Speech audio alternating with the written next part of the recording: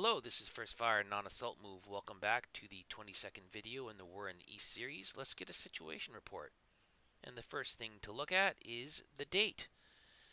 It is now March, the first week of March, and it is 1942, and it has turned 38.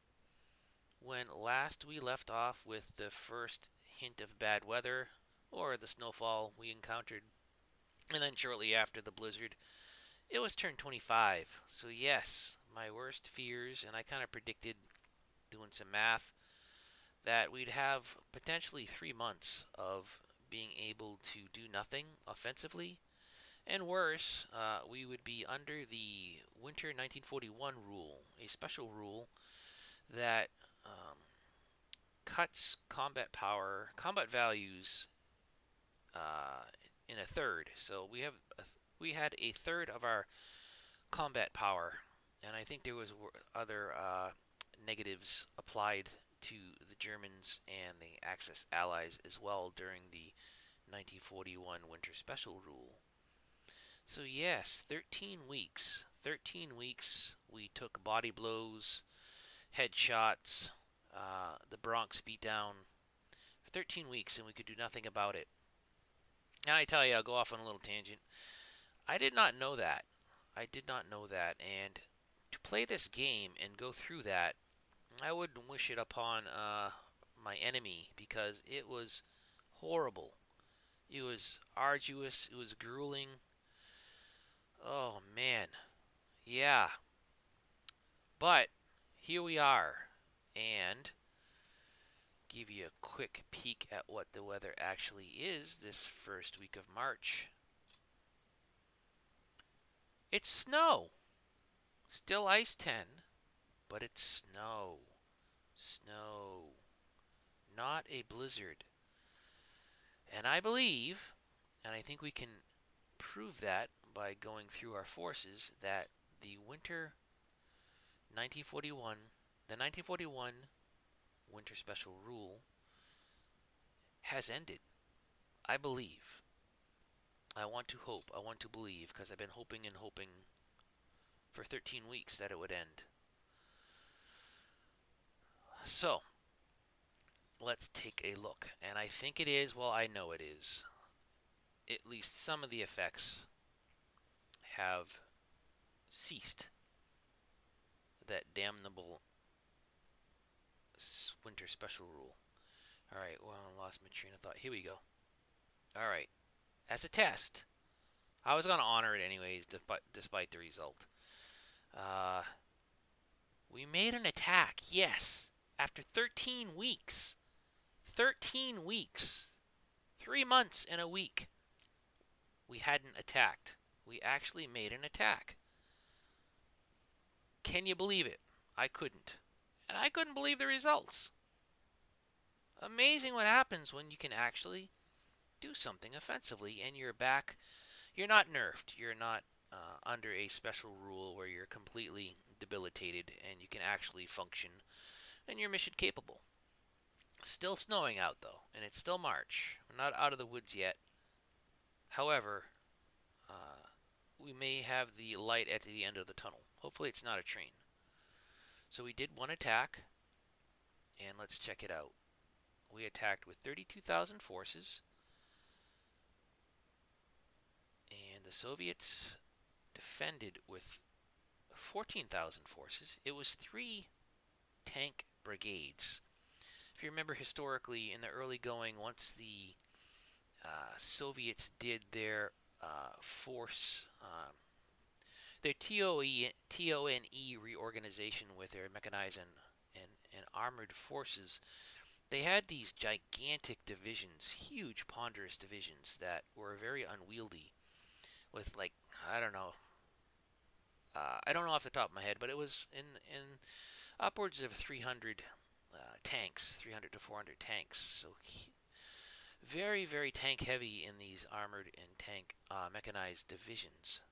So the Soviets reorganized and they formed. They trimmed down. They got more efficient. They got more. a smaller force that easier to control, command and control, and maneuver on the battlefield. Uh, Took some strain off the chain of command and the combatant commanders on the ground, and they had tank brigades. And later on, they would become tank corps, which eventually that's what they ended up with, which mostly with manpower and vehicles and tanks was equivalent to a German panzer division. But right now, they have a whole bunch of brigades fielded this very early part of the war in 1942, and it was 3 tank brigades which we routed. Look at that. Unbelievable. We did a deliberate attack, one of them, with... where are we? Right here. With the 6th and 28th Infantry Divisions, one from 8th Corps and one from 6th Corps. Yeah. So we can attack. This week we can do attacks. But we're not going to go crazy because it's been a long 3 months and change. So now we will be starting very cursory plans for a spring-summer offensive. I don't believe we'll have a blizzard condition from here on out. It'll be snow and then mud. And mud is fine, absolutely fine. Soviets won't be able to attack. That's when I am going to reconstitute, reshuffle, reorganize my corps. It's been a nightmare. But you know what? We hung in there, and amazingly enough, we took a lot of losses just by direct assaults by the Soviets relentlessly over 13 weeks from Army Group North all the way down to Army Group South. I didn't count every single number of attacks every turn, but I did one, and they attacked 50 plus times, over 50 times, and I believe it was probably consistent. So, yeah, 50 attacks each turn for 13 weeks. So, took a toll. Our losses averaged 50,000 and under. Soviets average right around 100,000. Our tank losses over the last 3 or 4 weeks were very low because we weren't moving very much. I'll talk about a little bit of the strategy I employed during the special winter of 1941. And the Soviets averaged about 3 to 500 AFE losses. Here we're looking at over 20,000 tanks, almost 21,000 tanks they've lost. And we're talking about 3 million. Well, look at that. 4 million. 4,236,000 losses. But we've eclipsed our own million, and that's very unfortunate. And we're going to make sure this climbs in much smaller increments from here on out. All right. Yeah, the Soviets attacked those 13 weeks, and they had some here and there. Sporadically, they'd have a decent result, but it was never, unless a few times against our Axis miners, they'd cause more casualties than were inflicted upon them during their attacks. But it was rare, and it was always against the Axis miners. I'd say 80%, even closing in on 90%. They lost at least 5 to 1 odds. They had 5 times the losses that we incurred, and sometimes it was 10 to 1. I mean, it was ridiculous. Like when they attacked a Fort Level 2 position of ours, they'd lose upwards of 2,000 men, and we'd lose like 90 or 40. So that was that was, I wouldn't say common, but almost common. That happened a lot. So their losses were enormous over their winter offensive. It reflects in their manpower and their total losses, and it's spread across all of the divisions. What we weren't able to do, what these losses on the Soviets don't represent, is destroyed formations, and that is our goal for 1942. So let's go up here. Let's look at the front. Here it is. It's straightened out relatively. We still have, you can still see remnants of the push and where we closed the pocket and that push uh, right around Army Group Center areas of operation. And really, we haven't reached the Dnieper down in the industrial region in Army Group South area of operations. What really bent back was Army Group North, because that's where the bulk of the pressure was and our own lines were the thinnest. And over the course of the 13 weeks, we did a lot of shuffling and a lot of withdrawing. I would not allow a breakthrough by just remaining in place, and I would not allow any of our forces to be surrounded. So we gained ground. We gave ground in the face of the winter offensive onslaught. And let's take a closer look at what that looks like. Well, we are on the doorstep of Kursk, in Orel, in Sumy, and Poltava. So roughly 10, 20, 30, 40, 50, 60, 70, 80, 90. We retreated, in some places, 100 miles. Yes, indeed. Look at that. Yeah, we were up to about Kursk. We are just north of Kursk, and I believe adjacent to Kursk. Same with Orel. And what did we lose? We lost Smolensk. I know. Terrible. But you know what? It's just a city, and we didn't lose all our wonderful divisions that were defending. So I'm okay with that. And unfortunately, did we lose Velikai Luki? Yeah, oh yeah, by far we lost Velikai Luki. Yeah, so we gave up a lot of ground. We caused a whole lot of casualties to the Soviets. The Soviets did not achieve a breakout. They didn't fragment our lines. They did apply some attrition warfare on us because we had to really just stand there and take it at a third of our combat power. But we survived, I think. We survived. I just wanted to bring you this update.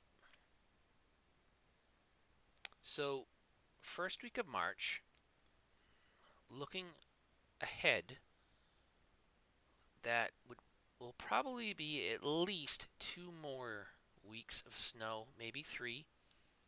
And then I believe we can expect all of April to be mud, maybe a snow day thrown in there. So, with any luck, we are done with the blizzards. We can live with snow, and we can actually attack locally to correct lines, and like we did when the Soviets, emboldened by their winter special rule and their success, stuck 3 tank brigades out, and we routed them with a counterattack, a local counterattack, and that's what we're going to try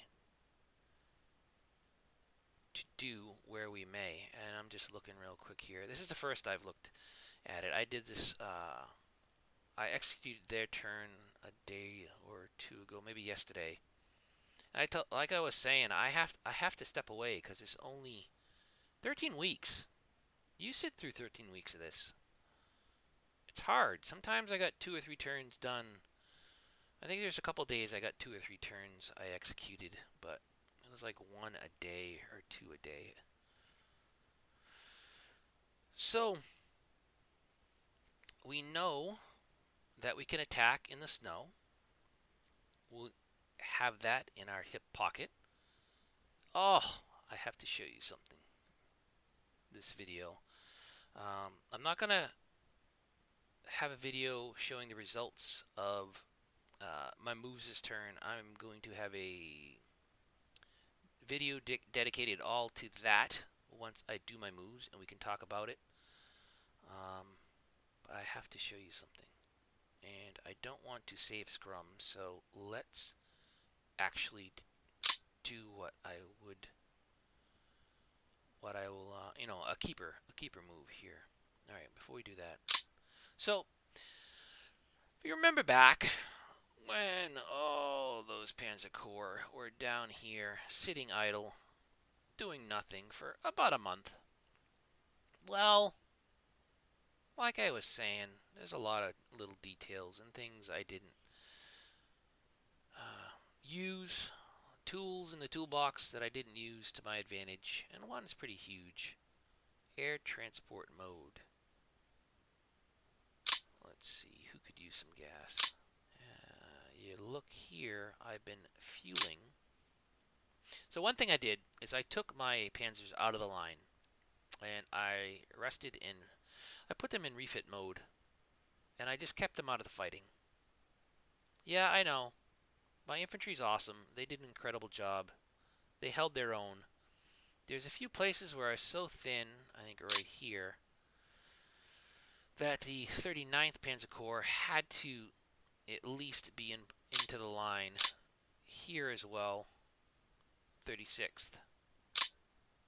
But where I could, and that's only just recently when the Soviets were really pushing pretty hard here, because I shuffled forces north. Each turn I retreated west and north to plug the gaps, and now we're pretty safe along Army Group North, where all the danger was happening. So the Soviets, that thinned our Army Group Center front a little bit, and they took a little advantage. So there's places where we had to, and this is mostly the bulk of Army Group Center's panzers. Army Group South's Panzer Corps are still north of Kiev because of the Grand Encirclement, and then weather set in, and then you know what hit the fan, and we really couldn't do much about it.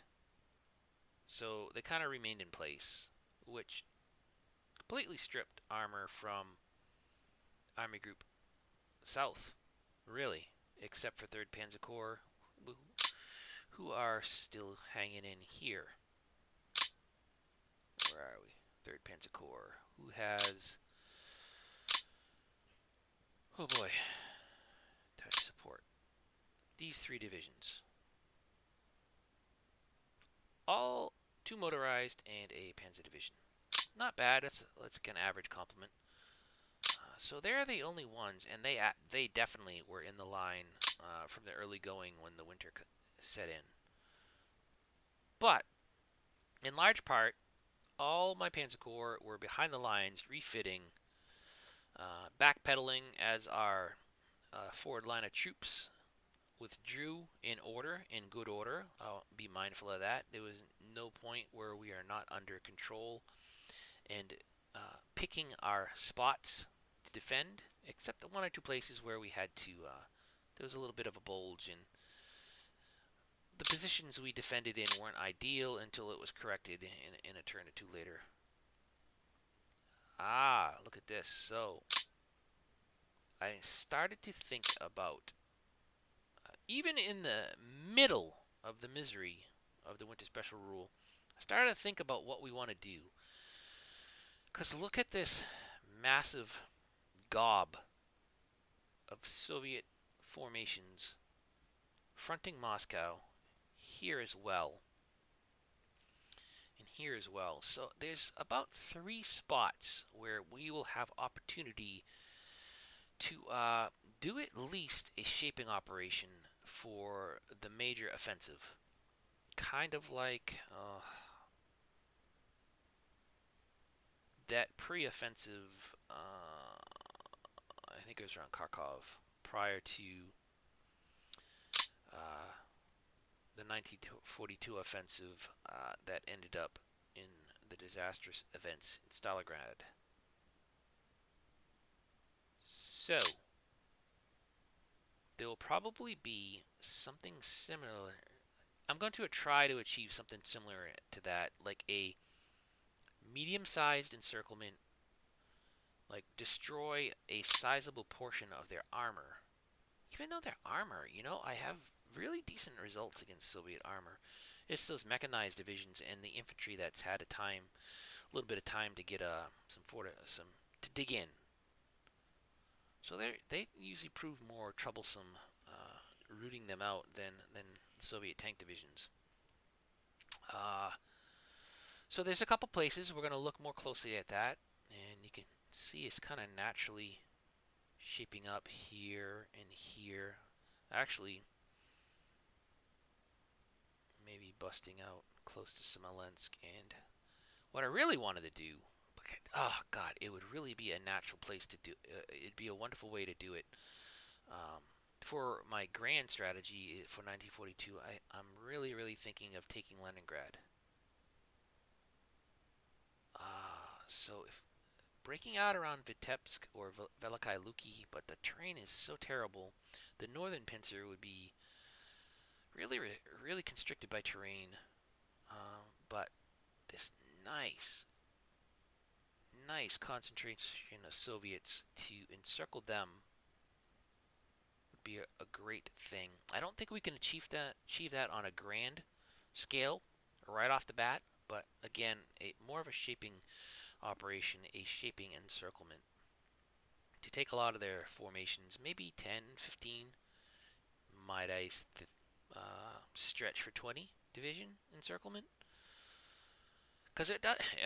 We don't have to cover much ground to achieve that because they're stacked up against us, 3 divisions tall in each hex. So just right here, 3, 6, 9, 12, 15, 20, 15, 18, 21. So just this little area alone, we could encircle 20 Soviet divisions. So we're going to look for that. All right. It's just amazing to actually start thinking of offensive operations after this winter. Soviets, I don't believe they are pushing forces up in the Talinin area in this sector. We can cheat a little bit. Map information. Yeah, it's probably a smattering of divisions that are pushing here. They're in no rush at all. So I was thinking of breaking out by Pskov, cutting off any forces in this little area around Tallinn, west of Leningrad, and taking those formations out of the defense of Leningrad. But again, the terrain is so horrible. So yeah, that's the elephant in the room. How do you take Leningrad with the terrain so bad?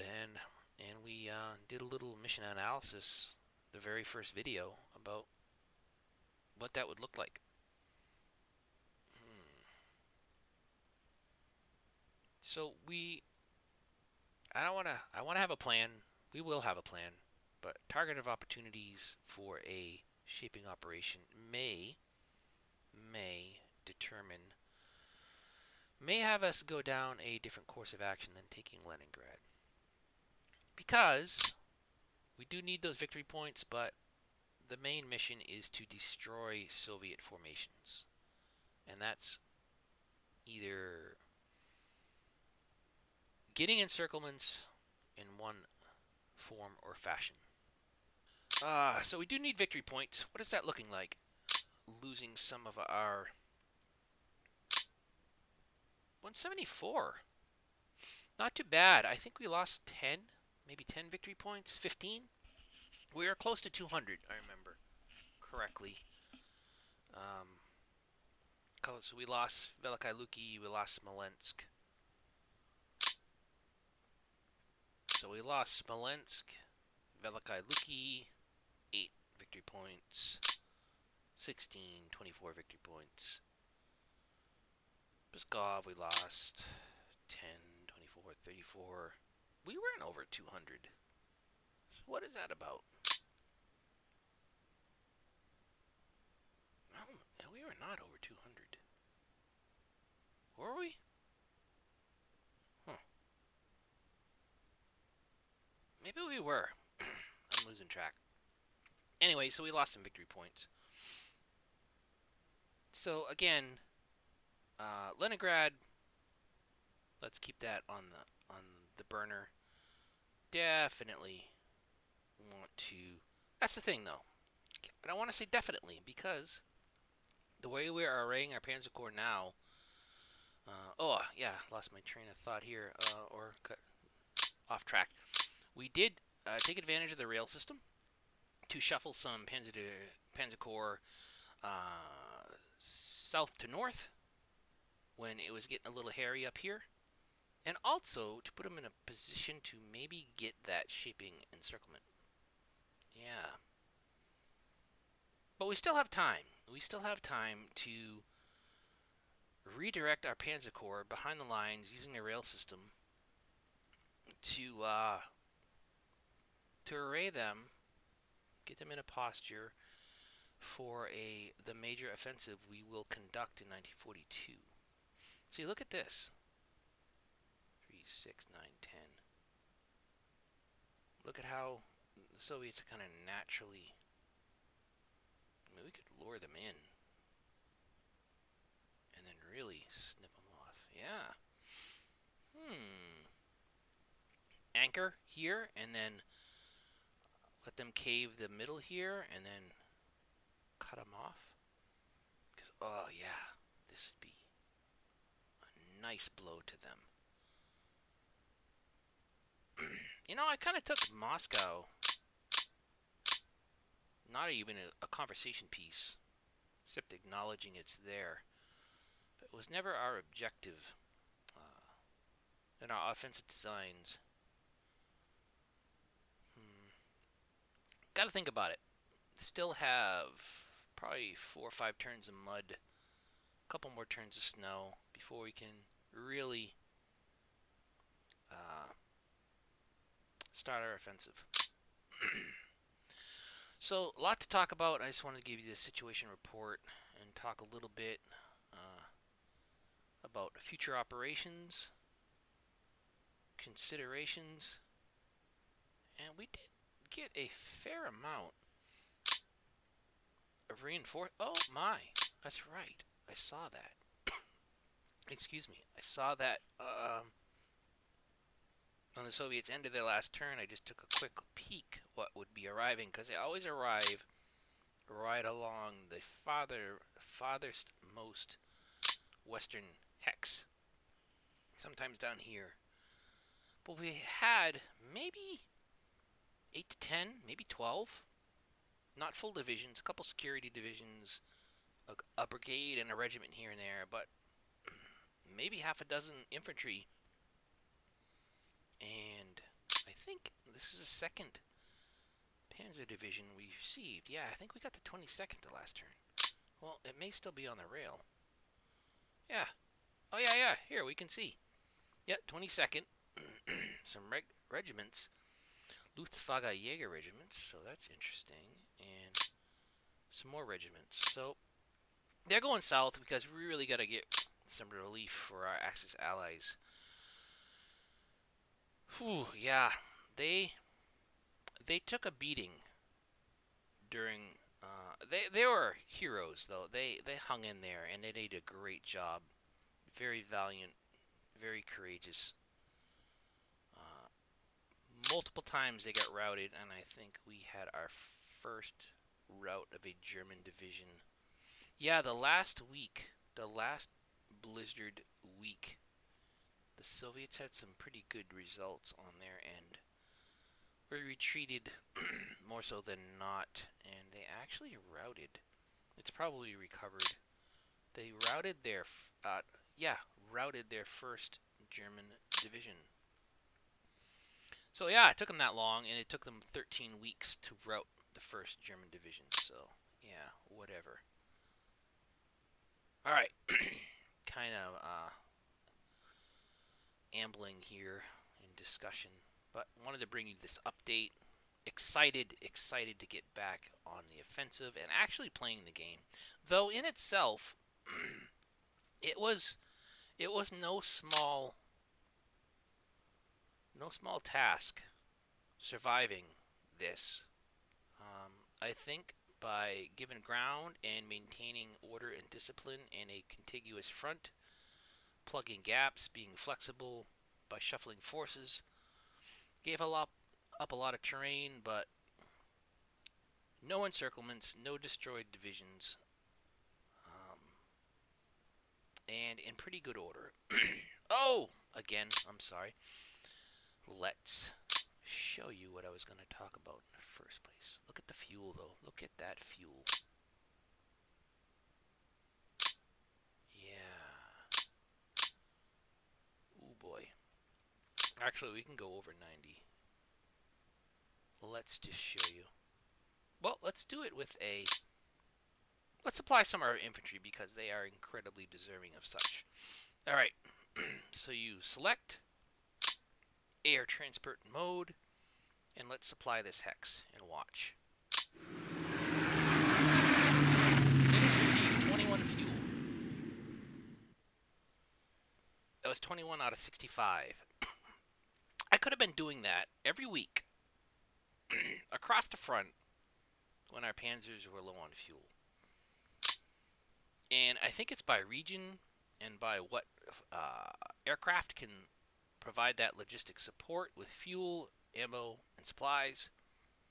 So across the front, I think about 120 tons of supply within those three categories could have been dropped to our forces. So I kind of gave the Soviets a bit of a handicap so that they kind of were off the hook, because we had at one point a complete breakout in Army Group South's area of operations, and then our panzers just became dormant because they had no fuel for about a month.